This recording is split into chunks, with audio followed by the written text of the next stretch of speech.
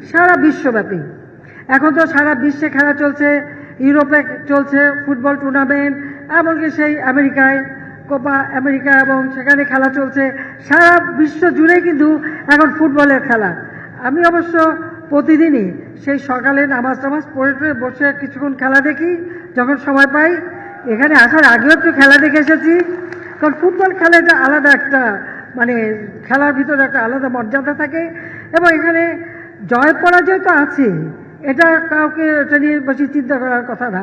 আজকে কেউ জয়ী হবে, কালকে আর একজন জয়ী হবে, কিন্তু খেলাটা এই যে প্রতিযোগিতা, এই প্রতিযোগিতামূলক যে মনোভাব এবং একই সাথে খেলাধুলার প্রতি যে মানে আকর্ষণ এবং অনুরাগ, এটাই হচ্ছে সব থেকে গুরুত্বপূর্ণ। কাজে আমি মনে করি যে জাতিপিতা আমাদেরকে এই খেলাধুলায় যুদ্ধ বিধ্বস্ত দেশ গড়ে তুলেছেন, সেই সাথে মুক্তিযুদ্ধ চলাকালীন সময়েও কিন্তু এই ফুটবল খেলা হয়েছে। মুক্তিযুদ্ধের পরপর তিনজন দেশে এসেছেন। তিনি যেমন ক্রিকেট 72 সালে বাংলাদেশ ক্রিকেট কন্ট্রোল বোর্ড প্রতিষ্ঠা করেন, বাংলাদেশ ক্রীড়া নিয়ন্ত্রণ সংস্থা প্রতিষ্ঠা করেন, যা আজকে বাংলাদেশ ক্রীড়া পরিষদ নামে পরিচিত। এইভাবে পৃথিবীর বিভিন্ন দেশে তিনি কিন্তু টিম পাঠিয়েছিলেন, যুব টিম এবং খেলোয়াড় টিম। সেইভাবে কিন্তু তিনি ধীরে ধীরে এই খেলাধুলোকে আরও প্রতিষ্ঠিত করে যান।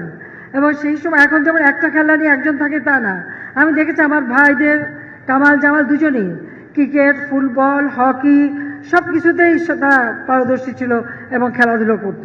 কাজে আমি এটাই চাই যে যখনই আমি সরকার এসেছি তখন থেকে আমার প্রচেষ্টা বাংলাদেশটা যেন আরও এই খেলাধুলোর দিকে এগিয়ে যায়, ছেলেমেয়েরা আরও বেশি মনোযোগী হয়। এটা যেমন সকলকে সুস্বাস্থ্যের অধিকারী করবে, পাশাপাশি এই যে প্রতিযোগিতামূলক মনোভাব গড়ে উঠবে, নিজেকে আরও উন্নত করবার একটা চেতনা জাগ্রত হবে। সেই সাথে খেলাধুলা, লেখাপড়া, সংস্কৃতি চর্চার মধ্য দিয়ে নিজের যে দেশের একটা সংস্কৃতি, নিজের যে একটা জ্ঞান, নিজের মেধা, মনন সেটাকে একটা প্রকাশ করবার সুযোগ পাবে সবাই। সেজন্যই খেলার উপরে আমরা বেশি গুরুত্ব দিই। সমগ্র বাংলাদেশে প্রত্যেকটা উপজেলায় আমরা একটা খেলার মাঠ করে দিচ্ছি, যেটা ওই mini stadium, Sheikh Russel mini stadium এই নাম দিয়ে। অর্থাৎ উপজেলা পর্যায় পর্যন্ত প্রতি মুহূর্তে সবসময় যেটা প্রতিযোগিতা চলতে থাকে খেলাধুলার, কেউ যেন বসে না থাকে। ওই ছোটোবেলার থেকে যদি খেলাধুলা না হয় তাহলে কী করে উঠে আসবে? আমাদের মেয়েরা একসময় ফুটবল খেলা আমি যখন শুরু করেছিলাম 96 সালে অনেক বাধার সম্মুখীন হয়েছিলাম। এখন সারা বাংলাদেশে Bangamata football gold cup tournament এবং বঙ্গবন্ধু শেখ মুজিব ফুটবল টুর্নামেন্ট ছেলেদের এবং মেয়েদের এই প্রতিযোগিতা হচ্ছে। সেখান থেকেই ধীরে ধীরে আজকে খেলোয়াড় উঠে আসছে, এবং তারা শুধু দেশ না, দেশের মাটি পার হয়ে আন্তর্জাতিক পর্যায়েও বাংলাদেশের জন্য মর্যাদা বয়ে নিয়ে আসছে।